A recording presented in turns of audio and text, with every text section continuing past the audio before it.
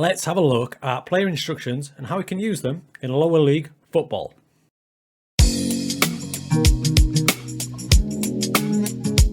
How's it going, everyone? Welcome back to the channel.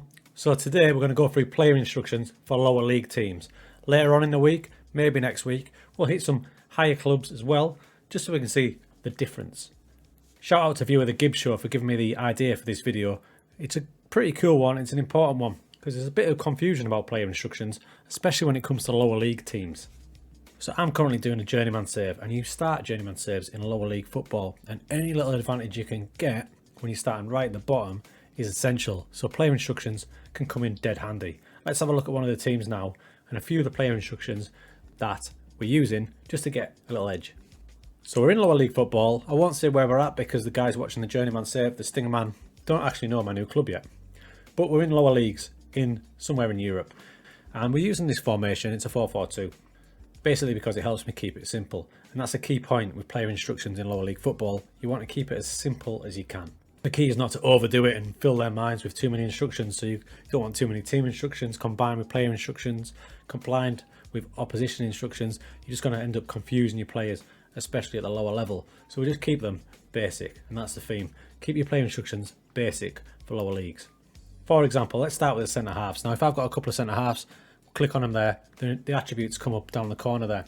Now they're not going to be great on the ball down the lower leagues, and as you can see, this fella, his passing is only 4, his first touch is 5, he's got loads of single digits, so he's not great. So the likelihood of him giving the ball away, trying a big expansive pass, is quite large. So always on my centre backs, I'll add the following player instruction.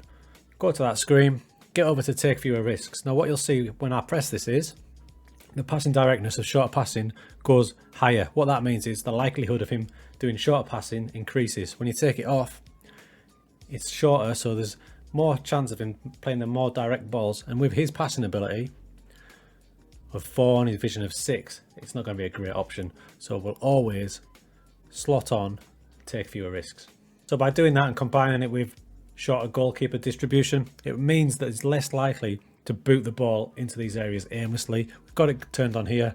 There's Sipka, little ball. Now if he was on more direct passing, he'd probably look to hoof that up towards the strikers, but will in likelihood lose it. So instead, on shorter passing, take fewer risks. He's just going to knock it to the side there, and they can build an attack much better than just hooving it up there, because his accuracy is going to be way off.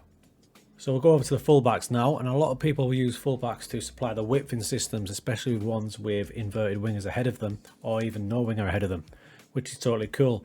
And this guy is actually really good, crossing his 10, so he's not bad. His passing is 11.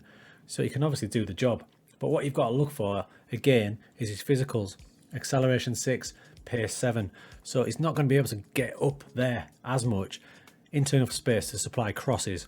So what I tend to do with a player like this down in the lower leagues is add the player instruction of cross from deep, so when he does get the ball, he's not relying on his pace to get clear. He can basically play it in from these sort of areas there and cross to the boys up front, especially when there's 2 of them up there. Makes a bit more sense. Now in general, I will pretty much, for 90% of the team, place on take fewer risks, and I'll tell you why. So let's have a look at this lad here. He's in centre midfield, Thomas Aluno, and his passing is only 6, his vision's only 8, so I don't really want him trying to play the expansive ball. Same goes for a lot of the players down lower league football. It's going to be like that. So we'll probably have almost every player on taking fewer risks.